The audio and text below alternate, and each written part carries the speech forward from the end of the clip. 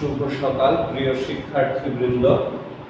Martin Luther কলেজের একাদশ শ্রেণীর বাংলা প্রথম পত্রের ক্লাসে তোমাদেরকে স্বাগত জানাচ্ছি। আমরা গত ক্লাসে তোমাদের আমি কিংবদন্তির কথা বলছি কবিতাটি আলোচনা করেছিলাম। আশা করি তোমরা বাসায় সেই কবিতাটি পড়েছ। আজকে আমি তোমাদের সাথে আর একটা নতুন কবিতা নিয়ে আলোচনা করব। ফেব্রুয়ারি 1969 কবি শামসুর আহমদের লেখা একটি বিখ্যাত কবিতা। 1969 সালে যে গণ আন্দোলন হয়েছিল, যে গণ অভ্যুত্থান হয়েছিল, স্বৈর শাসক লৌহ মানব আইয়ুব খানের বিরুদ্ধে যে গণ আন্দোলন, দুর্বার আন্দোলন হয়েছিল বাংলাদেশে, বিশেষ করে ঢাকা শহরে সারা দেশ থেকে, প্রত্যন্ত গ্রামাঞ্চল থেকে, জনপদ থেকে বিভিন্ন শ্রেণী পেশার মানুষ যারা এই গণ আন্দোলনে অংশগ্রহণ করেছিল, ঢাকায় সমবেত হয়েছিল, তারা মিছিল করেছিল, সরকারের বিরুদ্ধে অনাস্থা জানিয়েছিল, তাদের সেই গণ আন্দোলনকে নিয়ে কবি শামসুর রহমান কবিতা লিখেছেন। সেই কবিতার নাম ফেব্রুয়ারি 1969 সালে ফেব্রুয়ারি মাসে এই গণ আন্দোলন, দুর্বার গণ আন্দোলন স্বৈর শাসক লৌহ মানব শেখ আইয়ুব খানের বিরুদ্ধে হয়েছিল। আইয়ুব খান 1958 সালে ক্ষমতায় এসেছিলেন এবং তিনি প্রায় 10 বছর তার শোষণ, নির্যাতন, অত্যাচার, নিপীড়ন চালিয়েছিলেন। তার অত্যাচারের যে স্টিম রোলার চালিয়েছিলেন বাঙালিদের, তার বিরুদ্ধে এই আন্দোলন হয়েছিল। কিন্তু এই কবিতার প্রেক্ষাপট বিবেচনায় কবি যখন এই কবিতা ফেব্রুয়ারি 1969 সালের কথা আমাদের বলছেন, তিনি কিন্তু ইতিহাসের আরো পিছনে, আরো 1952 সালে ফিরে গেছেন।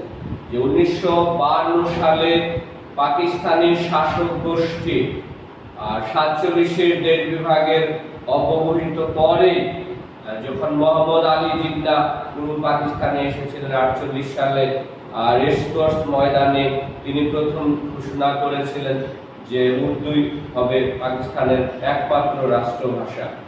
সেদিনও রেসকোর্স ময়দানে সমবেত জনতা, উপস্থিত জনতা এই আন্দোলন, এই প্রস্তাবনার বিপক্ষে অনাস্থা জানিয়েছিল, নিন্দা জানিয়েছিল, প্রতিবাদ করেছিল।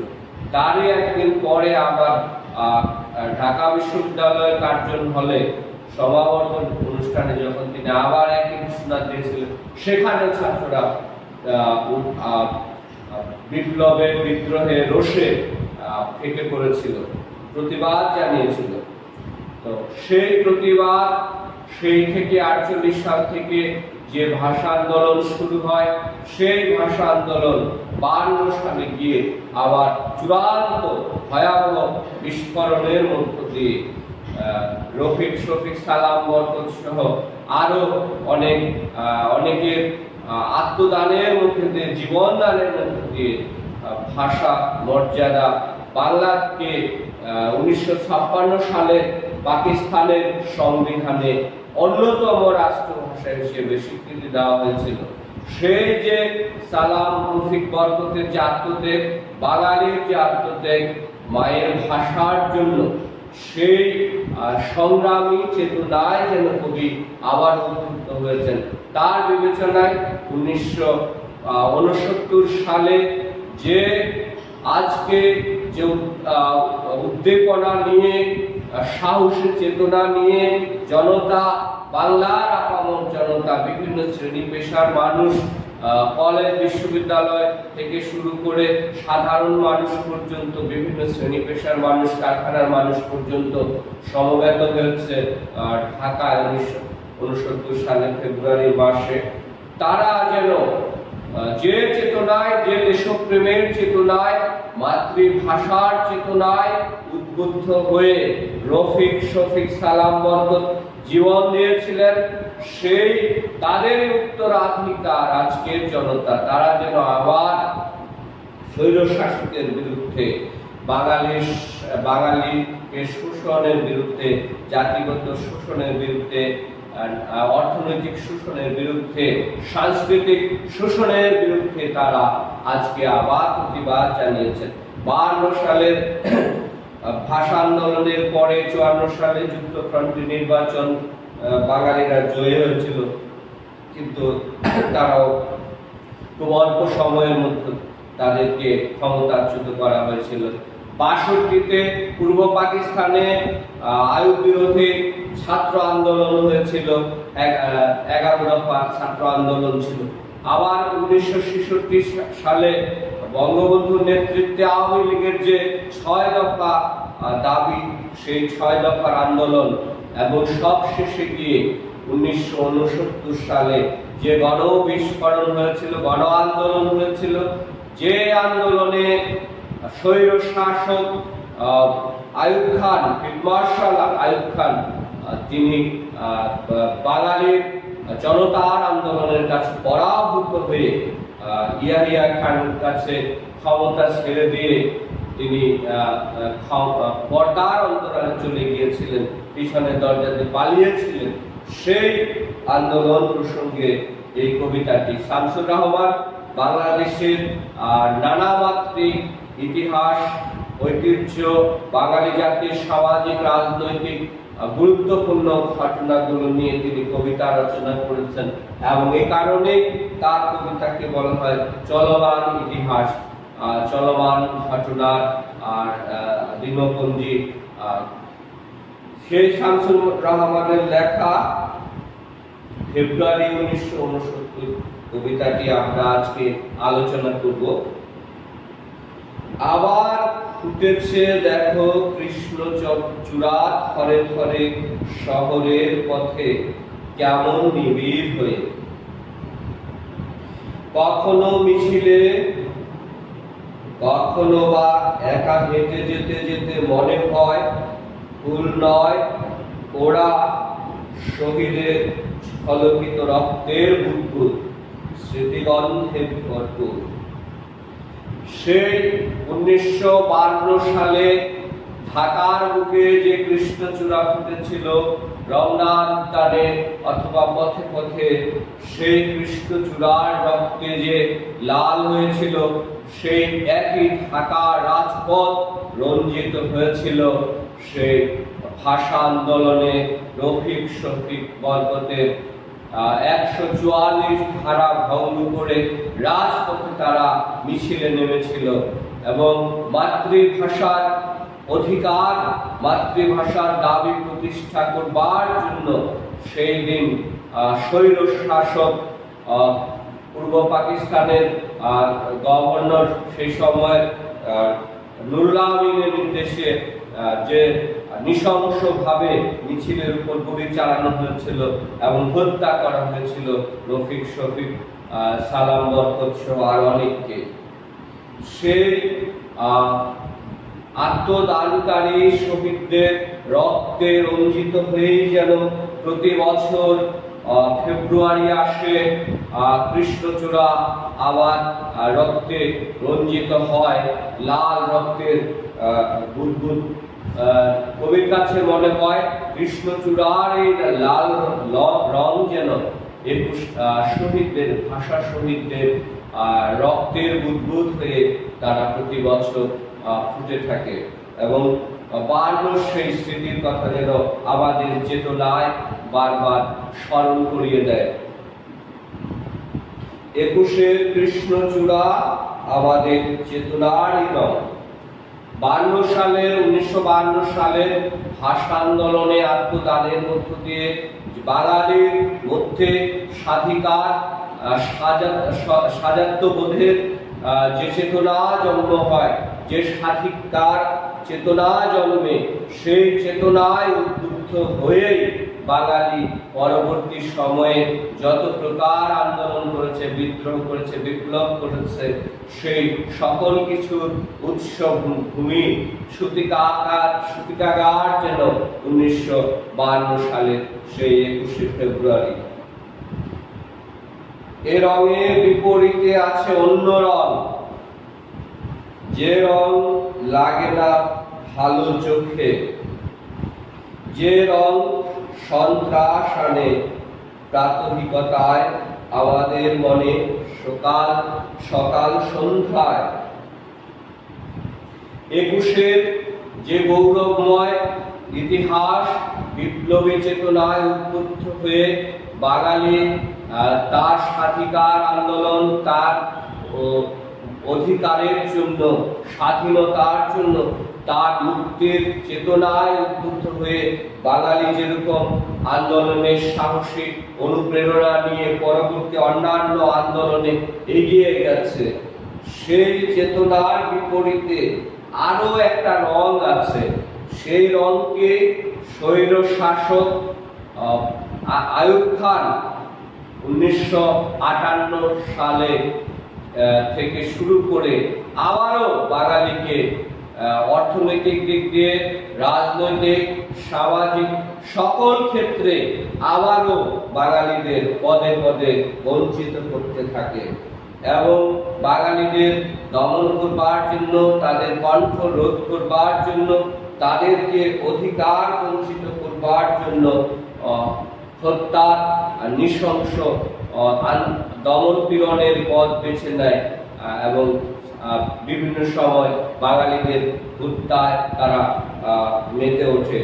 এই কারণে এই 21-এর চেতনায়, বিপ্লবী চেতনায় সমৃদ্ধ হয়ে, বিজয়ী চেতনায় সমৃদ্ধ হয়ে যখন বাঙালি আবার নতুন উদ্যমে পথ চলতে শুরু করে, কিন্তু সেই পথ চলা তাদের আর খুব বেশি একটা শুভকর হয়নি, মঙ্গলজনক হয়নি।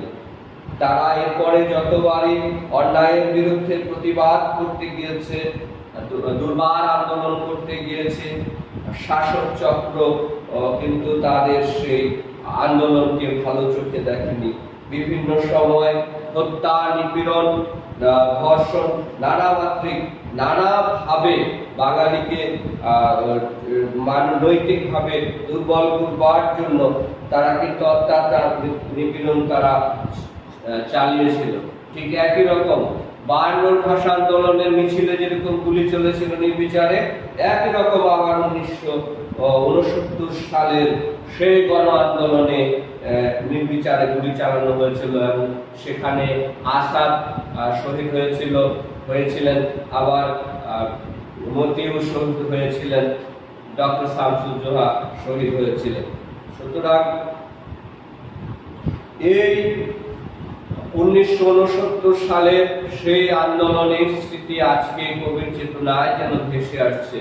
52 সালের সেই আন্দোলনের চেতনায়, দেশপ্রেমের চেতনায়, ভাষার চেতনায় সমৃদ্ধ হয়ে সালাম বরকতরা যেরকম করে রাজপথে 144 ধারা ভেঙে বুক পেতে দিয়েছিলেন, ঠিক একই রকম ভাবে 1969 সালে আবার যে হত্যা, নিপীড়ন শুরু হচ্ছে, আন্দোলন দমন করবার জন্য বাঙালিদের উপর নির্বিচারে নানাভাবে তাদেরকে নির্যাতন শুরু হচ্ছে, সেখানে সেই নৃশংসতার চিত্র যেন আবার ফুটে উঠছে। আমি আর আমার মতোই বহু লোক রাত্রি দিন লুণ্ঠিত ঘাতকের আস্তানায়, কেউ মরা, আধ মরা, কেউ বা ভীষণ জেদি দারুণ বিপ্লবে ফেটে পড়া। কবি এবং আরো অনেক বাঙালি, তার মতো আরো অনেক মানুষ, অসংখ্য মানুষ দিন রাত দিন ঘাতকের ভয়ে তারা সবসময় তটস্থ থেকেছেন, আতঙ্কিত থেকেছেন। কখন বিপদ আসে, কখন তাদের এসে গ্রেপ্তার করা হয় এবং গ্রেপ্তার করে নিয়ে গিয়ে তাদেরকে নানাভাবে নির্যাতন করা হয়। কেননা ইতোমধ্যে অনেককেই তারা ধরে নিয়ে গিয়ে হত্যা করেছে, কাউকে অত্যাচার নির্যাতন করে আধমরা করে রেখেছে, তা কিন্তু বাঙালিরা দমে যাবার পাত্র নয়, থেমে যাওয়ার পাত্র নয়।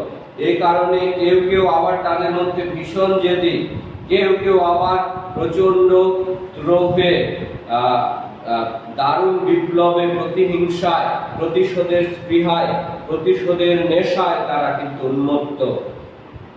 চতুর্দিকে মানবিক বাগান, কমলবন হচ্ছে তছনছ।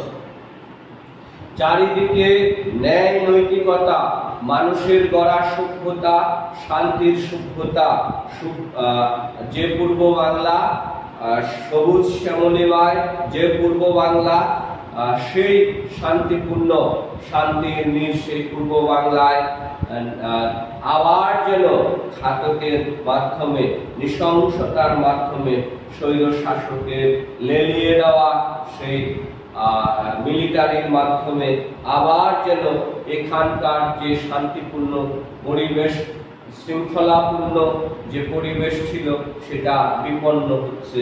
হত্যা লুণ্ঠনের মধ্য দিয়ে ত্রাসের যে রাজত্ব এখানে কায়েম করা হচ্ছে, অত্যাচার নির্যাতনের মধ্য দিয়ে।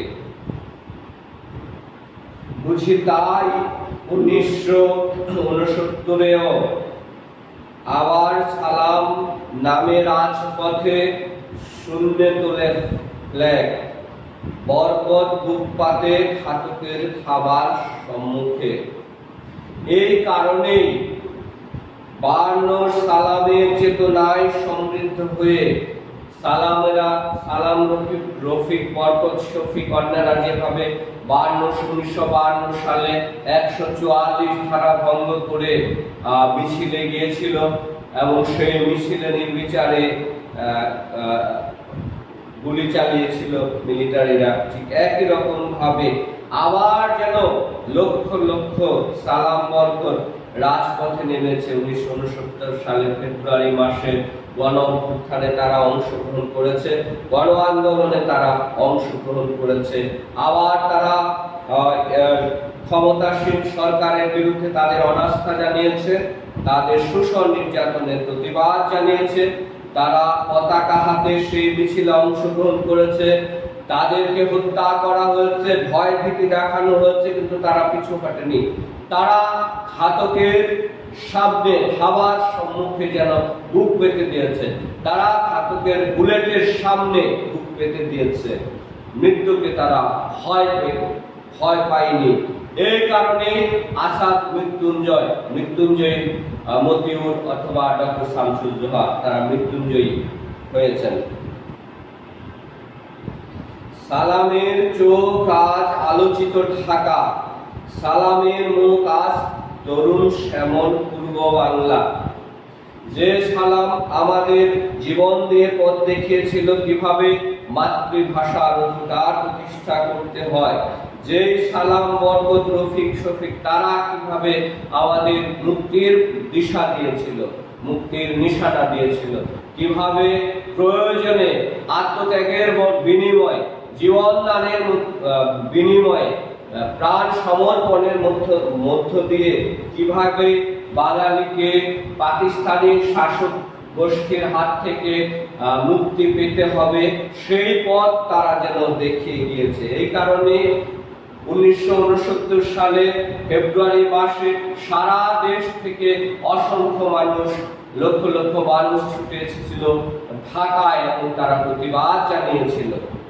সেই ঢাকায় এই আন্দোলনকারী বিপ্লবী মানুষের চোখে যে মুক্তির আলো লেগেছিল, যে ঝলকানি লেগেছিল, সেই চোখে মুখে সেই 1952 সালে সালাম বরকত রফিক সহ অন্যদের, সেই আন্দোলনকারী মিছিলে অংশগ্রহণকারীদের চোখে মুখে যেরকম সাহসিকতার মুক্তির ঝিলিক খেলে গিয়েছিল, আলোর ঝলকানি তাদের চোখে মুখে ছিল, সেই 69-এর গণ আন্দোলনে অংশগ্রহণকারীদের চিন্তা চেতনায়, তাদের মুখমণ্ডলে যেন সেই আলোর ঝলকানি, মুক্তির ঝলকানি যেন দেখা যাচ্ছে।